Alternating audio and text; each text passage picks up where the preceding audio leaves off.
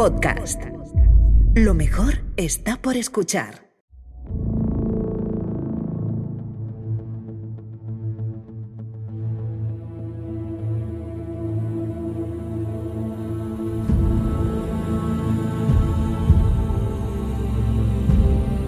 Con la resaca por el tremendo fiestón que debieron ser los Juegos Sísmicos, el vino debió correr ahí que no veas.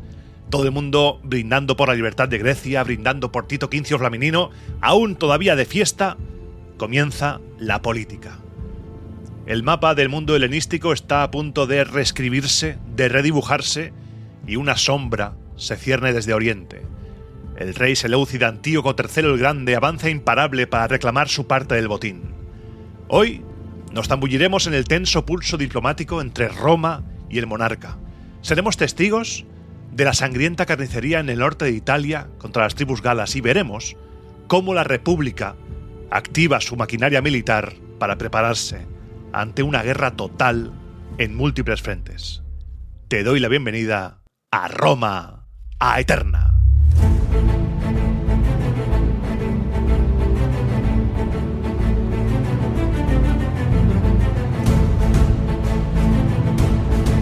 Roma Eterna, una producción de Podium Podcast con Iván Martín.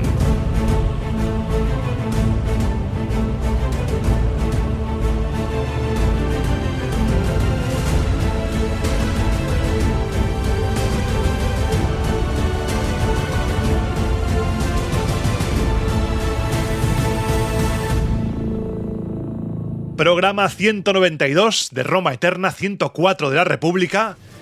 Y estoy contento porque estoy grabando este programa el día de mi cumpleaños, 30 de marzo. Así que feliz cumpleaños a mí y quiero que lo celebremos juntos el 19 de abril. Vente al Teatro Alcázar de Madrid y también lo podemos celebrar el 18, el día anterior en Málaga, en el Rincón de la Victoria.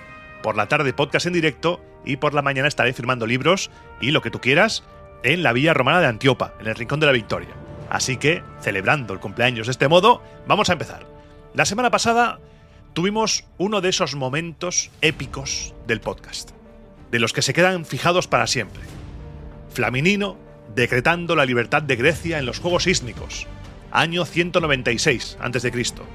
Y hoy retomamos el relato justo ahí, porque, como te decía en la introducción, después de la euforia, después del tremendo cumbión que siguió a los Juegos Sísmicos, llega el momento de la política.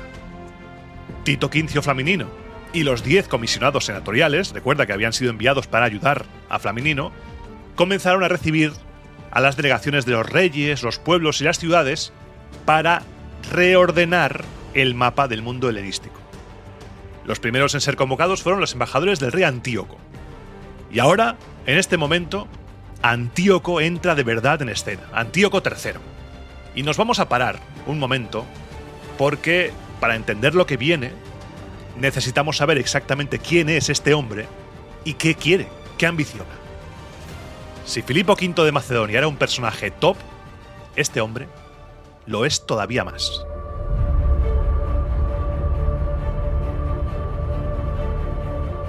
Antíoco III el Grande es descendiente de Seleuco, general de Alejandro Magno, y fue uno de los reyes más destacados de la dinastía seleucida, gobernando desde el 223 hasta el 187 a.C. Perdón por el spoiler, le quedan 11 años. Llegó al poder muy joven, con solo 18 años, sucediendo en el trono a su hermano Seleuco III, quien había sido asesinado durante una expedición militar.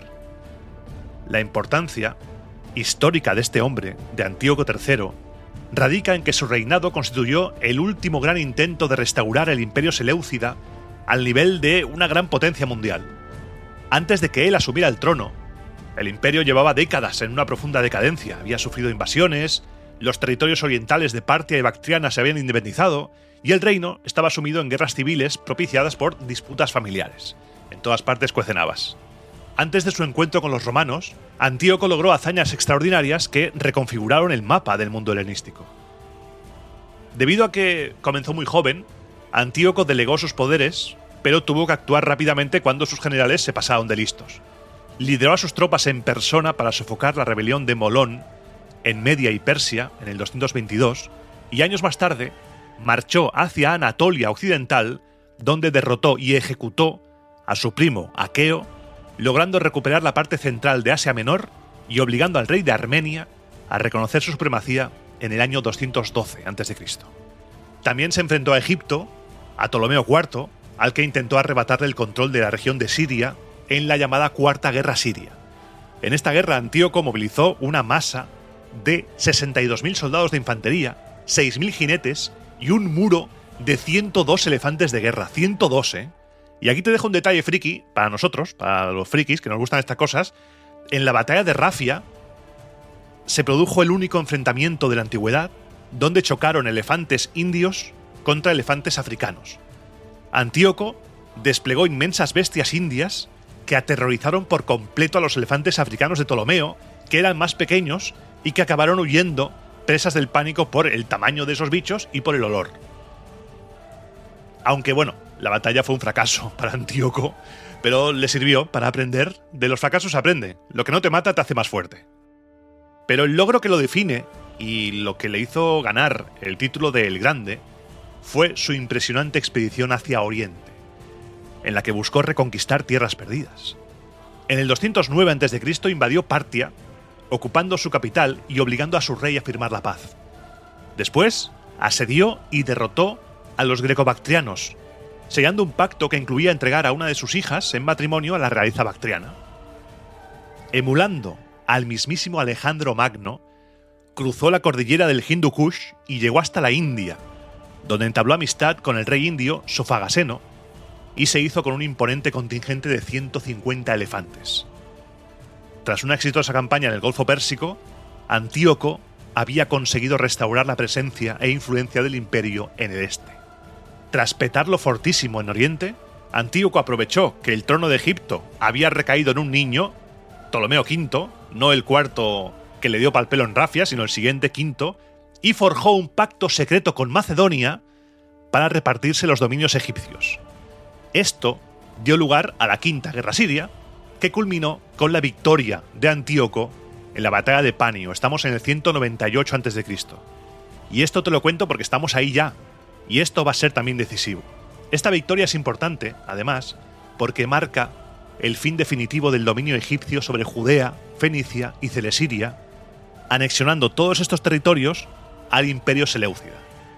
En resumen, justo antes de que las fronteras de Antíoco chocaran con la creciente república romana que venía de reventarlo todo por el otro lado, Antíoco el Grande había logrado lo que parecía imposible, había unificado, pacificado y expandido un imperio al borde del colapso, convirtiéndose en el monarca más poderoso de su tiempo. Para que te hagas una imagen mental de la magnitud del imperio con el que nos vamos a enfrentar ahora, los romanos se van a enfrentar ahora, imagina un inmenso territorio ininterrumpido que conectaba el mar Mediterráneo con el subcontinente indio. Justo antes de chocar con Roma, el imperio seleucida bajo el mando de Antíoco III el Grande dominaba las siguientes extensiones territoriales, vas a flipar. Por el oeste, por el Mediterráneo, su dominio llegaba hasta las costas del mar Egeo y abarcaba gran parte de Asia Menor, la actual Turquía, tras forzar a reinos como Pérgamo a retroceder a sus fronteras. Más al sur, hacia el levante mediterráneo, controlaba Celesiria, Fenicia y Judea, los actuales Líbano, Siria e Israel, llegando exactamente hasta las fronteras con Egipto. Por el este, se expandió hacia Oriente, como te dije, ocupando Partia, Bactriana, las actuales Irán y Afganistán. Siguiendo los pasos de Alejandro Magno, cruzó y llegó hasta la India. Por el norte, llegó hasta Armenia y hasta la región de Hircania, situada al sur del mar Caspio. Y por el sur, además de dominar toda la región de Babilonia y Mesopotamia, proyectó su poder hasta las costas arábigas del Golfo Pérsico. Es una locura. Es una locura. A mí lo del Imperio Seleucida me tiene loco. Seleucida eterna, vamos a hacer. Si hablamos de países actuales, su imperio era un tremendo titán que abarcaba desde Turquía a Israel en el oeste, Irak, Irán, Afganistán, Pakistán y la India. Esto, aparte de tener una gran extensión de tierra que siempre mola, esto le otorgaba el control de las rutas comerciales principales y lo consolidaba como la máxima potencia del mundo helenístico en ese momento. Así que, puestos ya en contexto y alucinando con el pedazo de imperio con el que nos vamos a enfrentar, volvemos a la reunión. Los sirios repitieron el mismo discurso vacío y poco convincente que ya habían pronunciado en Roma, pero esta vez la respuesta que encontraron fue muy diferente. Atrás quedaron los rodeos romanos de cuando la guerra contra Filipo aún estaba ahí. Los romanos ahora se sabían vencedores, por lo que la cortesía había dejado la partida. El mensaje para Antíoco fue seco.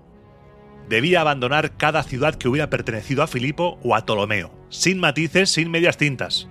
Y para que no hubiese dudas sobre quién mandaba ahora, le prohibieron cruzar a Europa. Ni un solo soldado seleucida debía pisar suelo griego. Tras despachar a los enviados del rey seleucida, las autoridades romanas comenzaron a despachar el destino del resto de ciudades. Y digo despachar en el sentido más despectivo, porque las reuniones iban muy rápido. Los comisionados se limitaban a leer en voz alta las sentencias para cada pueblo. Tú imagínate, entra el emisario del pueblo X y el romano lee, a ver, a ti, libertad, a ti, tal, a ti, cual. Eso era un espejismo, lo de los juegos sísmicos. Era Roma quien estaba mandando ahí. Y te voy a decir lo que pasó. Los orestas, pueblo de Macedonia, recuperaron sus propias leyes como premio por haber sido los primeros en abandonar la causa del rey Filipo. Roma declaró la libertad absoluta de los magnetes, perrebos y dólopes. El pueblo tesalio recibió su libertad y además el control del territorio aqueo de la Fetiótide. Griegos, ¿qué pasa? Malditos griegos, que se me salen los dientes pronunciando Fetiótide. Bueno, de ese acuerdo con los tesalios quedaron excluidas las ciudades de Farsalia y la Tebas de la zona de Fetiótide. Los etolios exigieron la entrega de Farsalia y Leucade, apelando a su antigua alianza militar, pero los comisionados esquivaron la petición remitiendo el asunto al Senado, aunque los compensaron adjudicándoles mediante decreto oficial los territorios de Fócide y Lócrida que ya les habían pertenecido en el pasado. La Liga Aquea, por su parte, recuperó el control de Corinto, Trifilia y Erea, esta última situada en el Peloponeso. Todo parecía ir bien, a pesar de que los romanos se limitaban simplemente a leer lo que iba a pasar, y el único momento de fricción real en la asamblea surgió al debatir el destino de las ciudades de Óreo y Eretria. Los 10 comisionados romanos querían entregárselas al rey Eumenes de Pérgamo, pero Flaminino dijo que no. No se logró acuerdo, por lo que se dejó la decisión final en manos del Senado de Roma, que acabaría dando la libertad a ambas, así como a la ciudad de Caristos. Para terminar, Roma recompensó a los reyes que la habían apoyado militarmente. Entregaron al monarca ilirio Pléurato la ciudad de Lignido y el territorio de los Partinos, arrebatados a los macedonios, y autorizaron a Aminandro a conservar todas las plazas fuertes que le había conquistado a Filipo durante la guerra. Y ya está. Una vez acabado esto, los 10 comisionados se reparten el trabajo y se dispersaron por toda la geografía para formalizar personalmente la liberación de cada territorio. Liberación que ya estamos viendo que en algunos casos es liberación, en otros casos tú vas a pasar de manos de uno a manos de otro, así va la cosa. Publio Léntulo viajó a Vargilias. Lucio Estertinio fue a las ciudades de Tracia, a la isla de Taso y a Hefestia, que está en la isla de Lemnos. Por su parte, Publio Bilio y Lucio Terencio partieron para encararse con el rey Antíoco, mientras que Gneo Cornelio puso rumbo a Tesalia para reunirse con el rey Filipo V de Macedonia.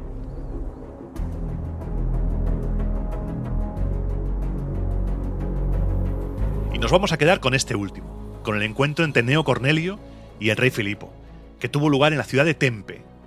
Tras despachar rápidamente los asuntos de menor trascendencia, el embajador romano le ofreció a Filipo un consejo. El rey, plenamente consciente de su nueva situación, aceptó escucharlo y prometió agradecerle cualquier sugerencia provechosa. Y Cornelio fue al grano. Yo me lo imagino, mira, majestad, yo te voy a ser sincero. Envía embajadores ahora mismo a Roma, para pedir la firma de un tratado formal de alianza y amistad. Cornelio le advirtió que esa era la única forma de demostrar sus buenas intenciones y de borrar cualquier sospecha de que estaba agazapado, a la expectativa, esperando algún movimiento hostil de Antíoco para traicionar a la República y reiniciar la guerra. Filipo aceptó la sugerencia y prometió que enviaría a sus emisarios sin demora. Por lo que, con la sumisión supuesta de Macedonia asegurada, Gneo Cornelio continuó su viaje hasta las Termópilas porque allí se estaba celebrando la Pilaica, que no la Pilarica, la Pilaica, la multitudinaria asamblea tradicional de los griegos. Entiendo que sea de Pileo, Pilaica. Frente a los representantes allí reunidos, el romano Gneo Cornelio exigió a los etolios que mantuvieran su alianza con Roma de forma constante y leal, que esto no ha acabado, que seguimos ahí, ¿eh? Pero la respuesta fue la que nos sospechábamos todos. Reproches, cabreos, malas palabras. Los etolios criticaron duramente a la República. Denunciaron abiertamente que el trato de los romanos hacia ellos se había vuelto frío y distante tras la victoria. ¿Qué somos? ¿Qué somos, Roma? Ya no me hablas, ya no me llamas. Era muy diferente a la cercanía que mostraban cuando necesitaban sus tropas. Prometer hasta meter, prometer hasta conquistar. Los más exaltados lanzaron acusaciones incendiarias.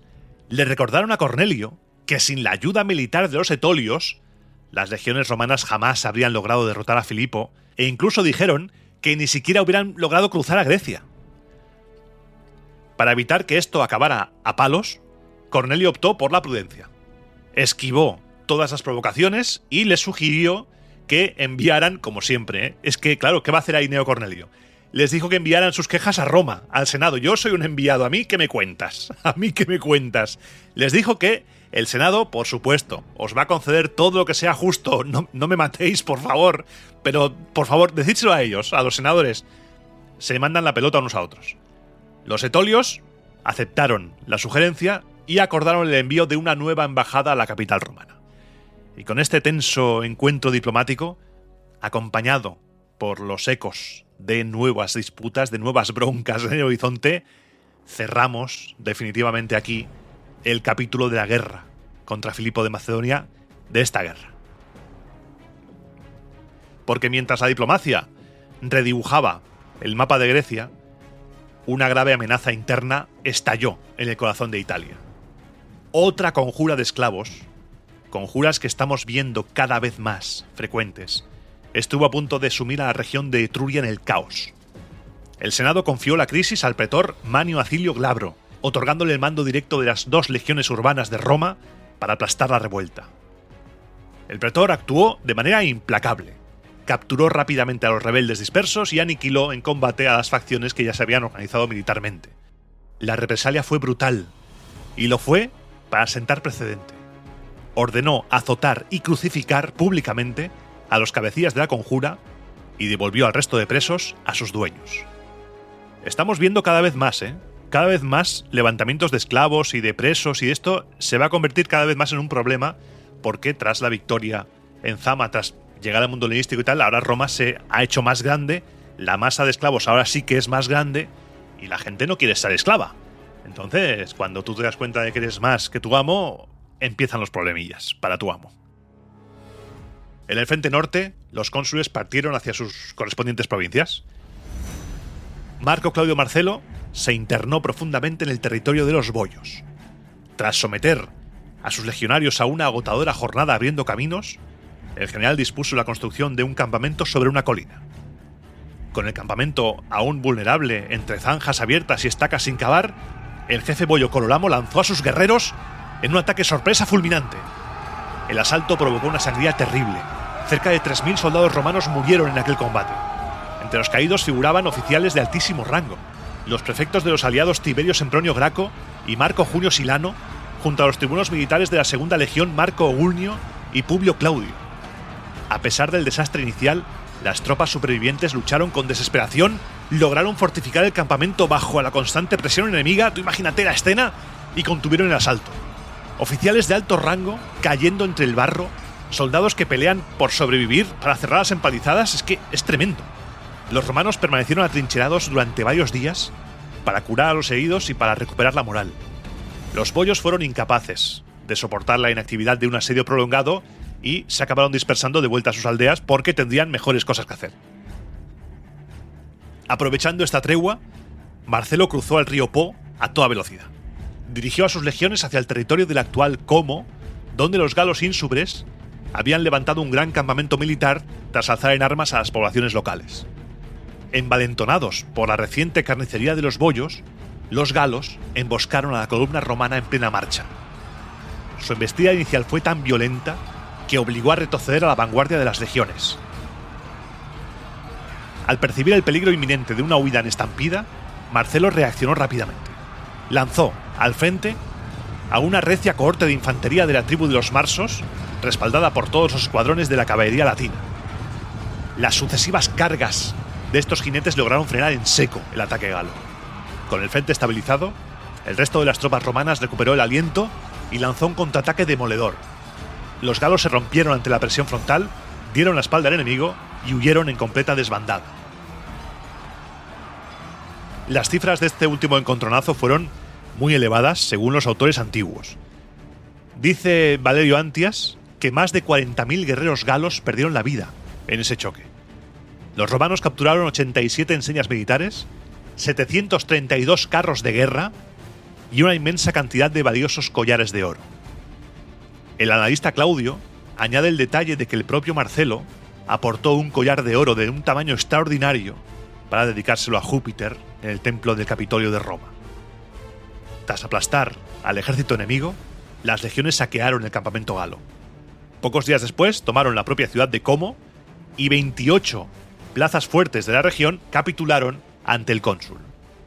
Sin embargo, a pesar de las cifras increíbles y que si 28 plazas fuertes, que si tal, ya en la antigüedad había debate sobre esto, sobre la cronología, sobre si primero fue derrotado, si luego destruyó todo. Hay debate, por lo que nos debemos quedar es que actualmente el norte de Italia sigue siendo un lugar que exige un altísimo tributo de sangre a Roma, un lugar en el que los romanos ahí lo tienen chungo.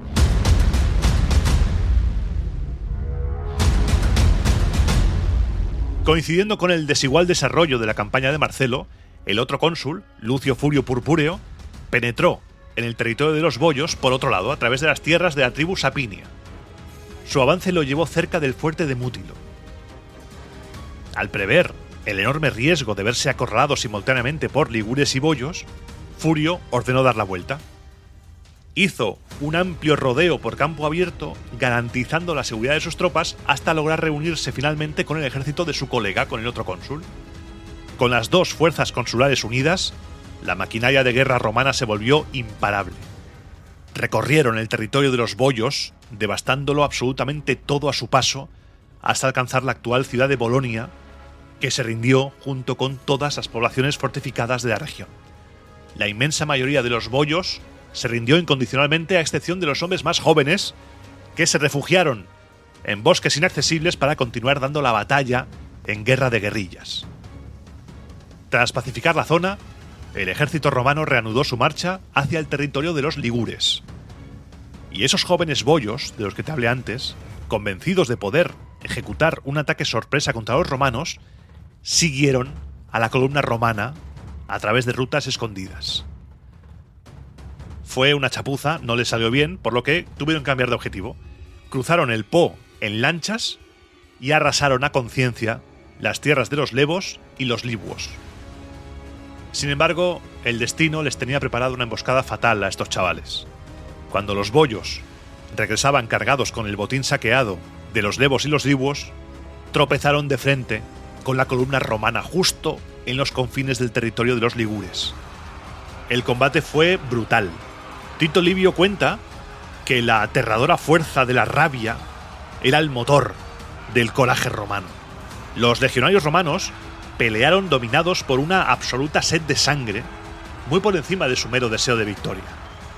La masacre fue tan implacable que los romanos aniquilaron por completo al enemigo, exterminando hasta el último de los hombres para asegurarse de que nadie regresara jamás a sus aldeas con la noticia de la derrota. El Senado, al recibir informes de todo esto, decretó en Roma 3 días oficiales de acción de gracias. Poco después, el cónsul Marcelo llegó a Roma y los senadores le concedieron el triunfo por mayoría. Marcelo celebró su grandioso desfile militar sobre los ínsubres y los habitantes de Como mientras aún desempeñaba el cargo.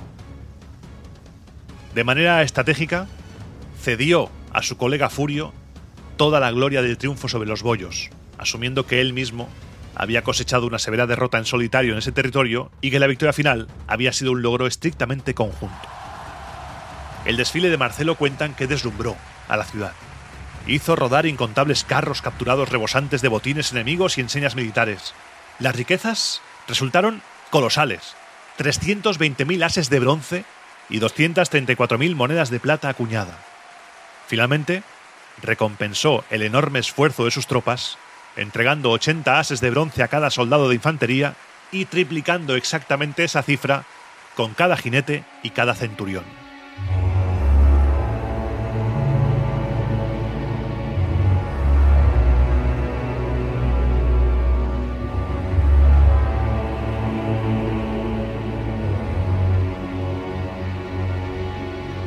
Pero aunque te cuente batallas gloriosas contra los galos y tal cual, la verdadera amenaza para Roma ese año se estaba gestando en Oriente.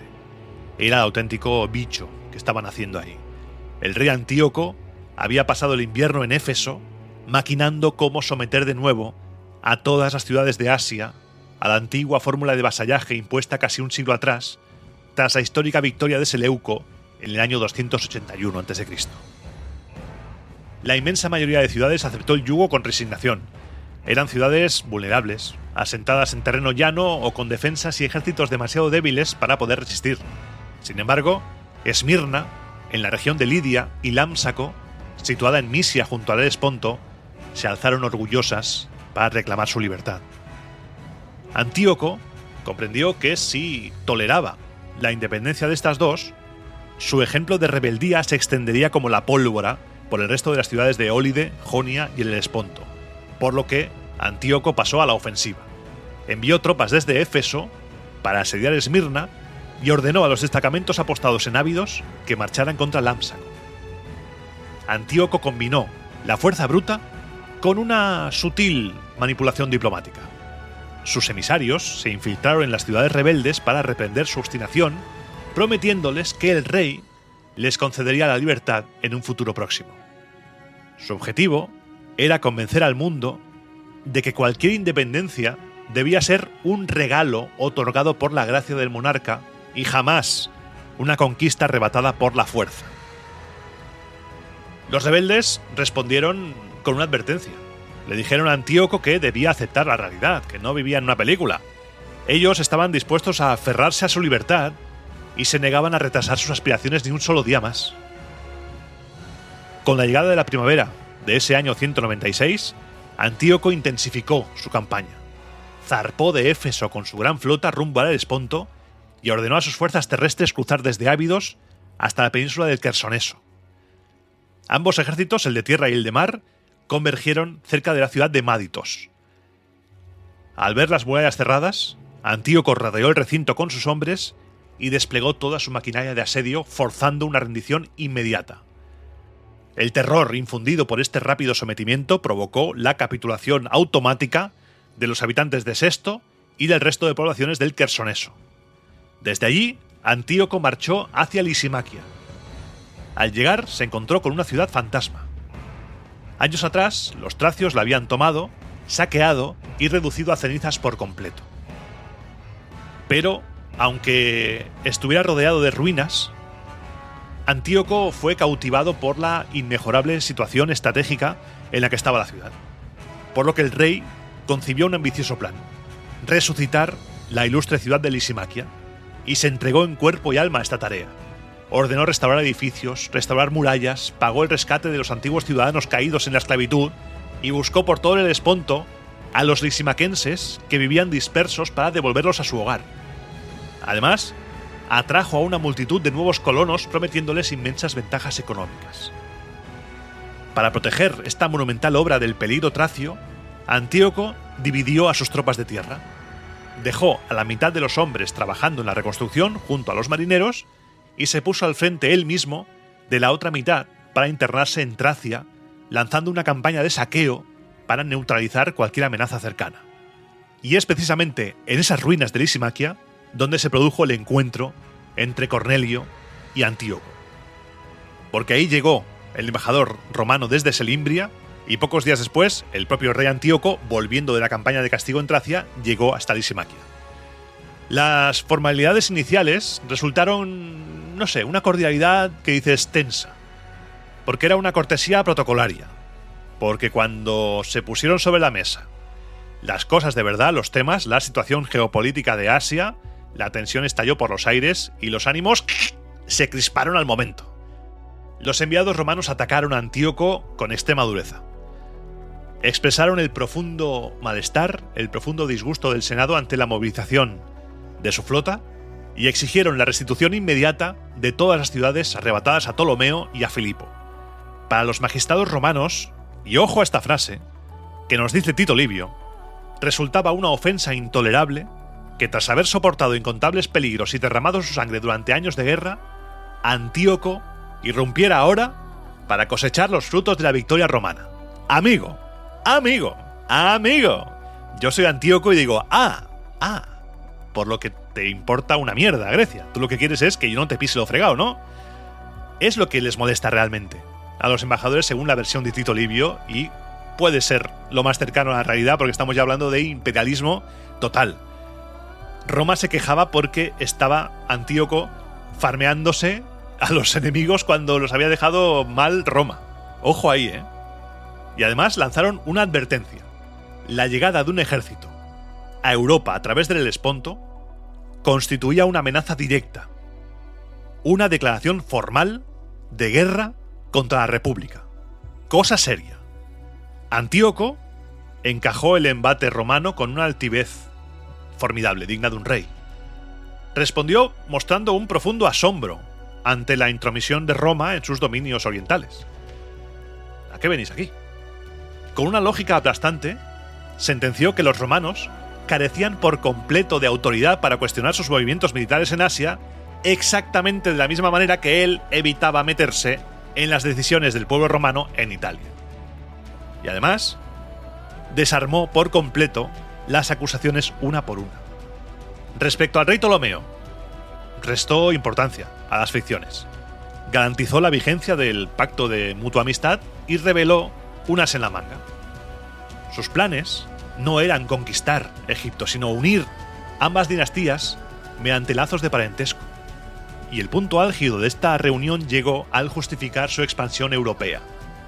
Antíoco rechazó categóricamente cualquier intención de aprovecharse de la debilidad de Filipo o de desafiar a Roma.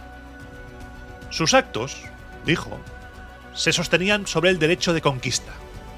Antíoco reclama lo que es suyo. Estas tierras pertenecieron a Lisímaco, pero Seleuco las ganó legítimamente en el campo de batalla. Según el monarca, tanto Ptolomeo como Filipo se habían aprovechado de las distracciones militares de sus predecesores para usurpar ilegalmente parte de estos territorios, por lo que su avance actual respondía a una misión dinástica irrenunciable: recuperar sus dominios legítimos, refundar Lisimaquia desde las cenizas y erigir de nuevo la ciudad para convertirla en la flamante capital del reino de su hijo, el príncipe Seleuco. Estuvieron discutiendo esto varios días, no creas tú que esto es una tarde. Estuvieron días discutiendo acaloradamente, hasta que de repente, no se sabe de dónde, surgió un rumor que paralizó por completo las negociaciones. El rey Ptolomeo de Egipto ha muerto. Ese era el rumor. Ambas partes recibieron la noticia, pero de cara a la galería y sobre todo de cara al otro, fingieron indiferencia. No pasa nada, ¿se ha muerto Ptolomeo? Pues muy bien. Pero en secreto, la información desató una carrera a contrarreloj. Tú imagínate el momento en el que se acaba la reunión, vuelven los romanos y los de Antíoco, cada uno a su tienda y mierda, vamos, corre, hay que ir a por lo que quede del reino de Egipto antes de que el otro me lo quite. Tremendo, ¿eh? El embajador Cornelio solicitó una pausa inmediata en las conversaciones porque debía reunirse urgentemente con Ptolomeo. Su verdadero objetivo, como te he dicho antes, era correr hacia Egipto para asegurarse la estabilidad del país antes de que estallara el caos por la sucesión al trono. Por su parte, Antíoco vio una oportunidad de oro. Estaba convencido de que si llegaba a Egipto antes que los romanos, podría adueñarse del trono, de todo el reino, aprovechando el vacío de poder. Con la mente puesta en el Nilo, el monarca Antíoco se despidió de los romanos se despidieron de él, Antíoco dejó a su hijo Seleuco al mando de las tropas terrestres para continuar con la reconstrucción de Lisimaquia, y él mismo se fue a por tabaco, la versión oficial, se fue a por tabaco y zarpó metiéndole caña a los remeros a toda leche rumbo al sur, Antes de partir, eso sí, hay que dejar siempre de cara a la galería todo bien puesto. Envió emisarios a Flaminino para garantizarle que mantendría su política de alianza y sus acuerdos completamente intactos. No te preocupes, Flaminino, que todo va bien. Antíoco bordeó a toda vela, derrapando con los barcos la costa asiática hasta alcanzar la ciudad de Pátaras, en la región meridional de Licia, famosa por su imponente templo dedicado a Apolo. Allí sus espías le confirmaron el bajón, le dieron el bajonazo total. Ptolomeo seguía vivo. Me cago en la leche. ¿Cómo que sigue vivo? ¿Todo este esfuerzo para nada? Pues sigue vivo. Así que, al desvanecerse la oportunidad de usurpar el trono de Egipto, el rey cambió de estrategia y puso rumbo a la estratégica isla de Chipre. Pero esa campaña, que ya había empezado con el rumor de la muerte de Ptolomeo, parecía maldita, porque al doblar el traicionero promontorio de Quelidonias, un violento motín estalló entre sus propios remeros. La rebelión le obligó a detener su avance y a permanecer anclado durante un tiempo en la región de Panfilia, cerca de la desembocadura del río Eurimedonte, hasta lograr sofocar ese alzamiento. Cuando por fin todo se calmó, consiguió reanudar la marcha y su flota navegaba cerca de la desembocadura del río Saro, en las proximidades de Tarso, otra vez, otro revés, se desató el infierno. Una tormenta cayó sobre los barcos y amenazó con destruir la armada entera. La fuerza del mar destrozó decenas de naves, dispersó otras tantas y engulló por completo a las embarcaciones más pesadas, arrastrando a sus tripulantes al fondo, sin darles la más mínima oportunidad de nadar hasta la costa. Murieron miles de hombres, el temporal no hizo distinciones entre remeros y nobles, nada. La muerte igual a todos. El temporal se cobró un inmenso tributo de sangre. Con gran esfuerzo, Antíoco logró reunir lo que quedaba de su flota y, consciente de que ya no podía atacar Chipre, emprendió el viaje de vuelta. El bajón. El viaje de la depresión absoluta. Atracó en la ciudad costera de Seleucia Pieria, muy cerca de Antioquía, con un ejército que era apenas una sombra de la imponente maquinaria militar con la que había zarpado. Como el invierno de ese año 196 ya se echaba encima, el monarca ordenó sacar las naves a tierra firme para repararlas y se retiró, por su parte, a sus cuarteles de Antioquía. Con este catastrófico revés para las ambiciones seleucidas y una paz frágil sostenida entre alfileres, acaba el año 196 a.C. en lo que respecta a lo que está ocurriendo en el Mediterráneo oriental.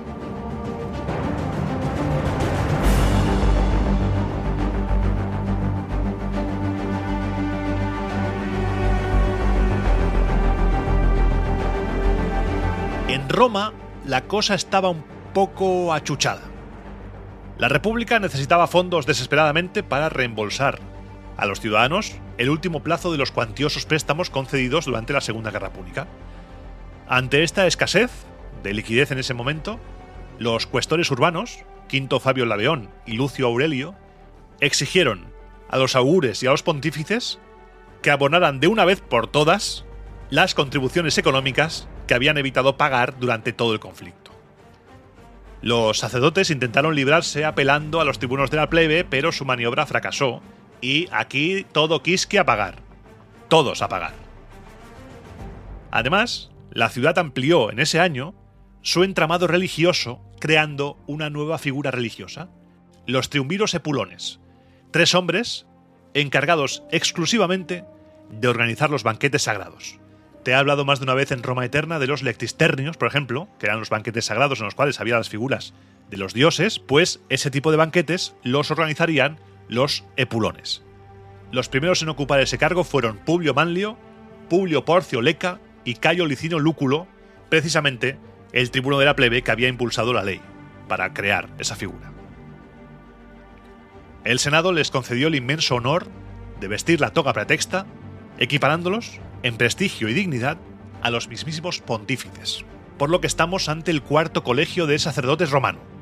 Después de los pontífices, los augures y los decémviros, los 10 guardianes de los libros sibilinos que, en el futuro, en tiempos de Sila, serán 15, los epulones ahora son 3, pero después pasarán a ser 7 y en tiempos de César aumentarán a 10.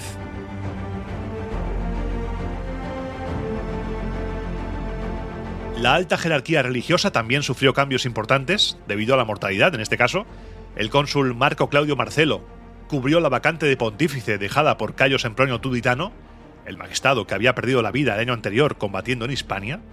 Por su parte, el ilustre Lucio Valerio Flaco, que te sonará por ser lo de Capua, el de Capua, ocupó el puesto del recién fallecido Marco Cornelio Ceteo. La tragedia golpeó especialmente al colegio de augures con la muerte prematura de Quinto Fabio Máximo, un joven de inmensa proyección que falleció antes de llegar a ejercer ninguna magistratura política, dejando su plaza vacante durante todo el año. Se acercan elecciones a cónsules para el año siguiente, 195 a.C., y los preside los comicios el cónsul Marcelo. La Asamblea Popular eligió nuevos cónsules y para el año 195 serán Lucio Valerio Flaco y una de las figuras más legendarias, más implacables y austeras de la historia de la República, Marco Porcio Catón. Ese Catón, el de Cartago, debe ser destruida. Acto seguido, las tribus designaron a los 6 nuevos pretores, entre los que destacaban Gneo Manlio Bolsón y Apio Claudio Nerón.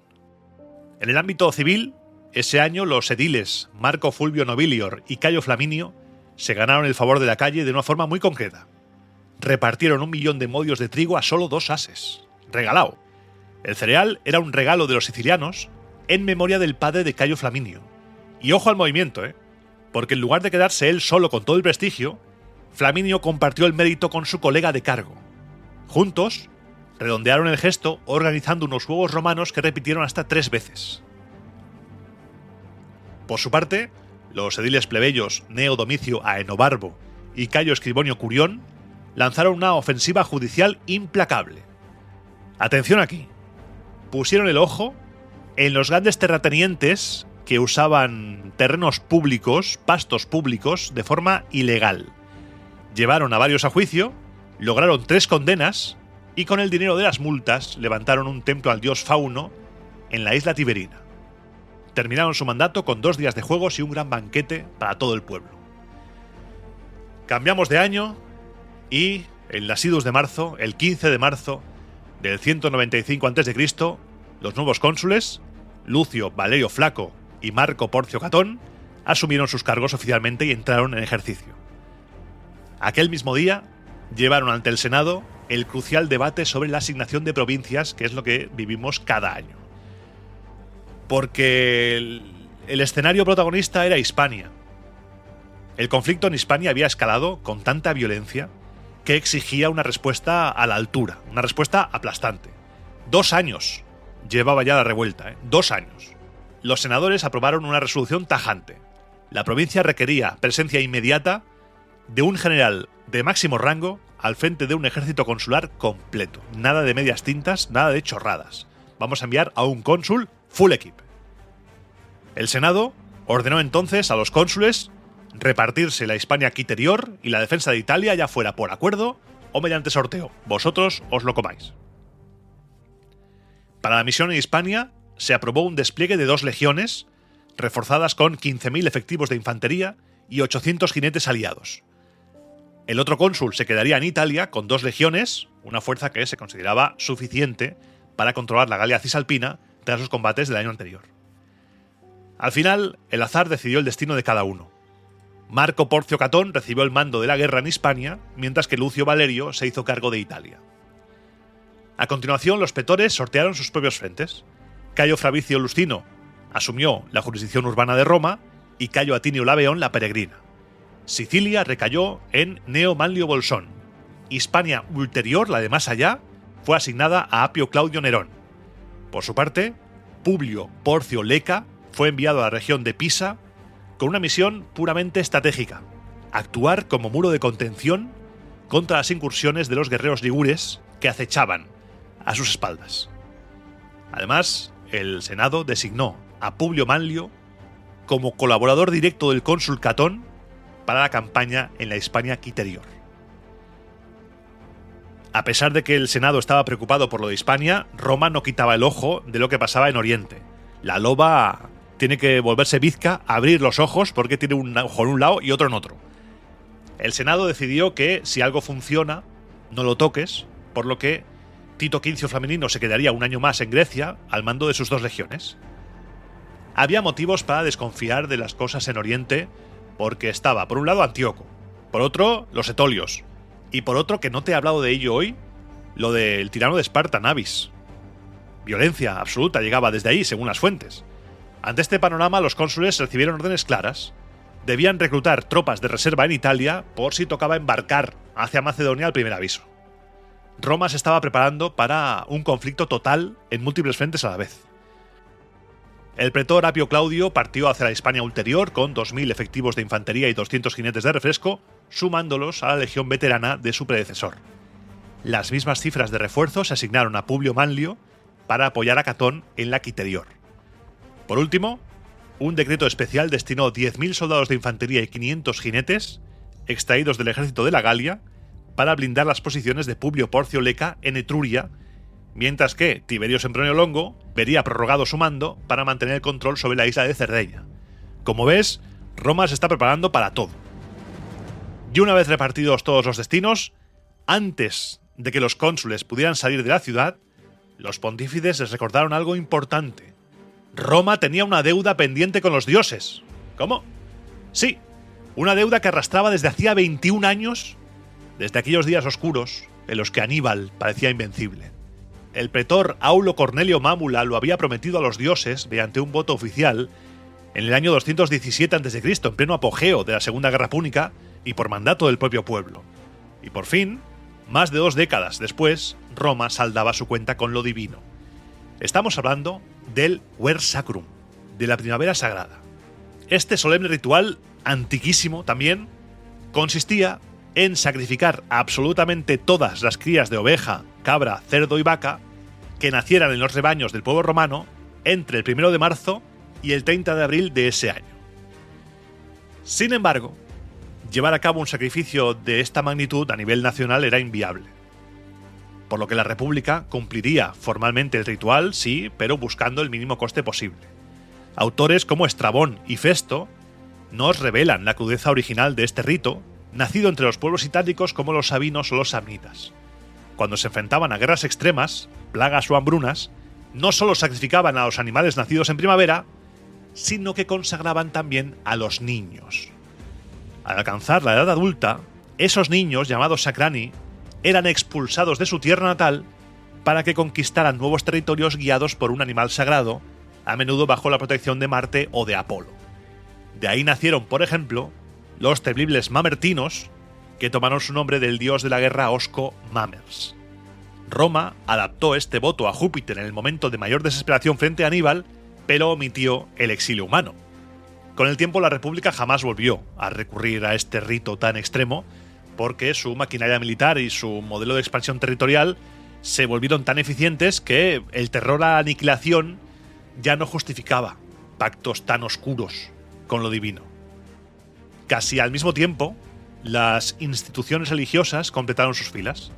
Cayo Claudio Pulcro, hijo del ilustre Apio, fue elegido y consagrado como nuevo augur, ocupando así la vacante que había dejado el joven Quinto Fabio Máximo al fallecer el año anterior, que te lo he dicho hace un momento. Una vez cumplidas las obligaciones religiosas, la política y todo, la atención volvió a centrarse en la guerra. En Roma, la opinión pública criticaba abiertamente la supuesta inacción del Senado frente al recrudecimiento del conflicto en Hispania. Todos, quien más y quien menos, tenía a alguien que estaba muriendo en Hispania, por lo que la gente decía, oye, ¿hacéis algo o qué pasa? Sin embargo, la llegada de una carta oficial del pretor Quinto Minucio disipó el pánico de un plumazo. El mensaje traía noticias excelentes de la península ibérica. Minucio acababa de aplastar a los ejércitos de los generales hispanos Budare y Besadine en una gran batalla campal. El choque se había librado cerca de la enigmática plaza de Turda, o Turba, depende a quién leas, y las cifras hablan por sí solas. 12.000 guerreros hispanos muertos, el general Budare capturado con vida y el resto del ejército enemigo desbandado y en fuga. Tras la lectura pública de esta misiva, el temor a una guerra incontrolable en Hispania se desvaneció. La gente se tranquilizó y, aliviados por este respiro en el frente occidental, los senadores volvieron a clavar sus ojos en Oriente, porque en ese momento volvieron los 10 comisionados que habían organizado la paz con Macedonia, y esa llegada encendió todas las alarmas, porque, tras informar detalladamente sobre las condiciones impuestas a Filipo, los diplomáticos pusieron sobre la mesa la verdadera y letal amenaza para la República en ese momento, el rey Antíoco. Los comisionados expusieron ante el Senado la inmensa gravedad de la situación. Detallaron cómo el monarca sirio ya había cruzado a Europa respaldado por una flota gigantesca y un ejército terrestre formidable. Aseguraron con total rotundidad que solo aquel falso y tentador rumor sobre la conquista de Egipto, sobre la muerte de Ptolomeo, había logrado desviar a Antíoco y evitar que en ese instante, en el que estaban hablando ahí en el Senado, toda Grecia estuviera ardiendo en las llamas de una nueva guerra. Además, señalaron directamente a los etolios como una bomba de relojería, un pueblo inquieto, profundamente resentido con los romanos y dispuesto a saltar a la mínima chispa. Pero los embajadores traían una advertencia todavía más preocupante sobre un hombre que ya era un problema real en Grecia, Nabis, el tirano de Esparta. Los emisarios romanos dibujaron a Nabis como un monstruo que igualaba en codicia y crueldad a los peores déspotas de la historia y lanzaron un ultimátum. Alertaron de que si Roma le permitía conservar la ciudad de Argos, Nabis utilizaría esa inexpugnable ciudadela para someter con mano de hierro a todo el Peloponeso. La conclusión de los embajadores era de sentido común. Si las legiones regresaban a Italia y dejaban actuar al espartano, la cacareada liberación de Grecia era papel mojado. Los griegos simplemente habrían cambiado a un rey macedonio lejano por un amo cruel y tiránico que estaba más cerca, acechando en el patio de sus propias casas.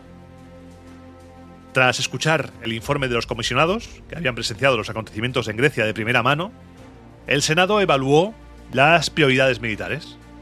Determinaron que la amenaza del rey Antíoco poseía una magnitud global mucho mayor, pero lo de Nabis exigía una intervención inmediata. El monarca, por suerte, se había retirado hacia sus dominios de invierno, concediendo a Roma un breve margen de maniobra, por lo que el debate en la curia se centró en decidir si la República debía emitir una declaración de guerra formal contra Esparta o delegar el asunto en manos del general Tito Quincio Flaminino. Finalmente, si algo funciona no lo toques, por lo que se decidió otorgar plenos poderes a Flaminino, autorizándolo a actuar contra el líder lacedemonio de la manera que juzgase más conveniente para los intereses de la República. Pero la atención del Senado no solo estaba puesta en Oriente o en Occidente. No solo estaba puesta en Antíoco o en los hispanos. El Senado debía vigilar también de cerca lo que estaba pasando en el sur del Mediterráneo, concretamente al sur de Sicilia. En la otra orilla, en el norte de África, había que controlar a los cartagineses y en concreto a uno que cada vez estaba ganando mayor influencia política y militar. El bicho, el gran enemigo Aníbal Barca, había vuelto y se iba a poner al frente de Cartago. El gran enemigo de Roma está otra vez de vuelta.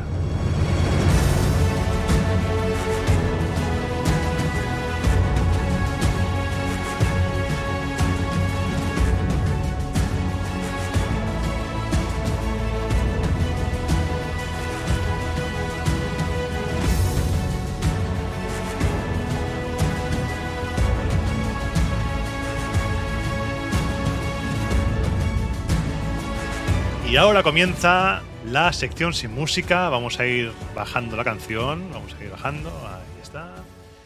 Y yo voy a beber agua. Déjame un momento, que tremenda rateada te he hecho al final, con lo de Aníbal, madre mía. Un momento. Perdón, pido perdón, pero es que es el cliffhanger definitivo. Poner a Aníbal ahí, porque claro, Aníbal se va a poner al frente de Cartago como sufete. Y ya verás, la semana que viene, ya verás. Bueno, la semana que viene o la otra, voy a mirar el calendario. Porque claro, yo estoy grabando esto a 30 de marzo, el día de mi cumple. Y este programa es el del... Sí, la semana que viene todavía tenemos otro de República. Estarás escuchando esto el 15 de abril. Muy importante esto, 15 de abril. Porque tenemos cositas, esta semana cositas muy importantes y es lo que yo quiero hacer en esta sección de hoy. Primero de todo, si estás por Málaga, alrededores o te pilla bien desplazarte, el día 18, este sábado, 18 de abril del 2026, digo el año por si estás escuchando esto en el futuro, 2026, 18 de abril, estaremos a las 11 de la mañana en la Villa Antiopa, en el Rincón de la Victoria, para hacer una visita guiada, que nos van a hacer visita guiada, y luego estaré firmando libros, hablaremos un ratillo ahí, algo así informal, un encuentro, y después, a las 6:30, en el Centro de Folclore de Benagalbón, al lado, en el Rincón de la Victoria al lado, a las 6:30, habrá grabación de podcast en directo, hablando de la llegada de los romanos a la península, hablando del sitio de yacimiento de Villa Antiopa, contaremos con un invitado, por lo que va a estar guay. La entrada es gratuita, lo que sí que hay que sacar entrada en la web de entradas.turismoenrincón.es. Si no la has sacado ya, hay que sacar porque el aforo es limitado.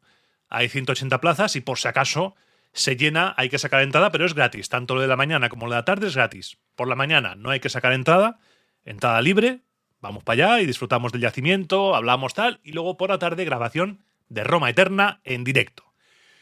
Y luego también tenemos, que es que, mira, voy a poner cómodo en la silla, y yo al día siguiente me voy tempranito porque el día 19 tenemos la tercera función de César, el hombre que desafió a Roma, a las 8:30 en el Teatro Alcázar, en Madrid.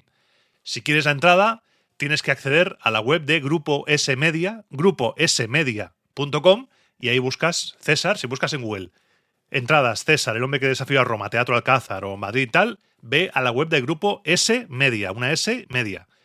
Porque ahí atrápalos, hay muchas... ve a esa. Esa es la web que tienes que ir.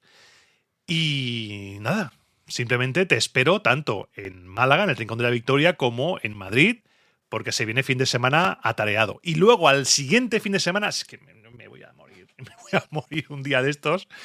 El siguiente fin de semana, voy a abrir el calendario, el siguiente fin de semana, el del 24, 25, 26, estaremos en La Olmeda, en la Villa Romana de La Olmeda.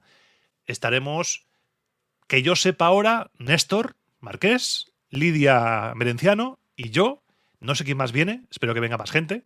No sé quién vendrá, no lo sé. Para presentar libros, hacer unas charlas, estar ahí para celebrar el Día del Libro en La Olmeda. Y estuve hace un par de años, me encantó. Esa villa es una maravilla. Poeta, don Poeta ha llegado. Esa villa es una fantasía. Si no has ido nunca y te pilla cerca, por favor, vente, aunque no vengas a vernos a la presentación o lo que sea, porque no quieres, ven a la villa, ve a la villa porque es una fantasía. Así que estos son los eventos. Luego en mayo tendremos Tarraco Viva, que si te pilla por Tarragona también haremos ahí algo, pero esto es lo inmediato. 18, este sábado, Rincón de la Victoria, te espero, y al día siguiente, el 19, en Madrid, te espero también para César, el hombre que desafió a Roma. Tengo la toga en la tintorería para ir de punta en blanco. Vamos, de senador. Así que hoy, en esta sección sin música, más cortita, para promocionar esto, para hablarte de estas cosillas, de que me tienen nervioso, perdido y que estoy adelantando trabajo como pueda, lo que sí que te deseo es que los dioses te sean propicios, tanto a ti como a los tuyos. Te doy las gracias por llegar hasta aquí, por escucharme, por apoyarme. Te recuerdo que puedes suscribirte, puedes apoyar el podcast económicamente tanto en iVoox como en la plataforma Ko-fi, como Patreon también, como también lo más importante es que lo compartas con todo el mundo, que lo disfrutes, que dejes tu comentario o que me escribas si quieres a romaeternapodcast@gmail.com, romaeternapodcast@gmail.com, y que si quieres pues me puedes seguir en redes sociales, Twitter, Instagram, Roma Eterna FM en Twitter, Roma Eterna Podcast en Instagram.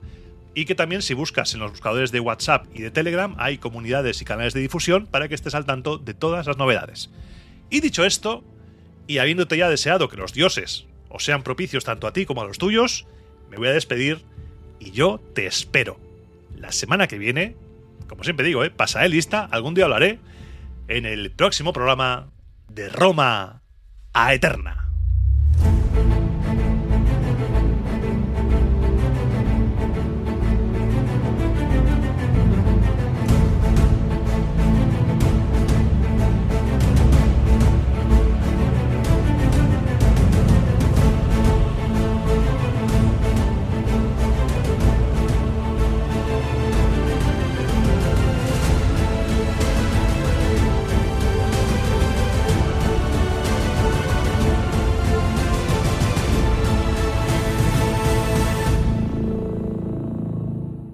Y en esta sección del final, te voy a decir que esta sección sin música de hoy la he grabado después. La he grabado a 7 de abril. He intentado mantener la ficción de que es el 30 de marzo todavía, pero la he grabado a 7 de abril.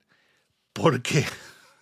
Y es algo que comentaré en Málaga. Seguramente haga sección sin música y lo comentaré para la gente que no se queda hasta el final, porque el otro día me caí por las escaleras.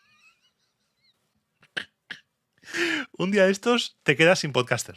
Yo te lo digo porque, aparte que soy torpe, tan grande como soy, de bichaco, de 1,90 y algo, soy torpe. Y estaba el otro día bajando, una mañana, estaba bajando por las escaleras, vivo en un cuarto piso, yo bajo siempre por la escalera y procuro subir siempre por la escalera. Bajo por la escalera y habían hecho obras en alguno de los pisos y de repente pisé, no sé si era un polvillo de yeso o algo, y ¡fia! Hasta luego el pie. Me di un ostión con la espalda, la rabadilla, el culo, entre 2 o 3 escalones que me pegué. Pam, pam, pam, pam. Me quedé, casi se me resetea el Windows y todo. Madre mía. Nada, comprobé que tenía las funciones motoras y que las articulaciones me seguían funcionando y yo seguí con mi misión y por suerte no me he roto nada, no me he hecho nada. Ha habido mucha suerte porque me podía haber quedado ahí en el sitio desnucado. Las caídas de espaldas contra la escalera son jodidas. Lo único que he estado un poco dolorido estos días porque no tenemos 20 años y al final pues te sientes como si te hubieran dado una paliza, pero no me he roto nada por suerte. Así que estos días he estado un poco off por eso, porque casi me desnuco. Madre mía. Madre mía. Así que bueno, quería compartir esto contigo, porque al final pasamos tantas horas aquí, tú me escuchas tantas horas que no puedo no contártelo, porque eres como un amigo o una amiga que estamos aquí charlando y después de este programa intenso de hoy quería compartirlo contigo. Así que muchas gracias por quedarte hasta el final, muchísimas gracias y te espero en el siguiente. Te mando un fortísimo abrazo. Adiós.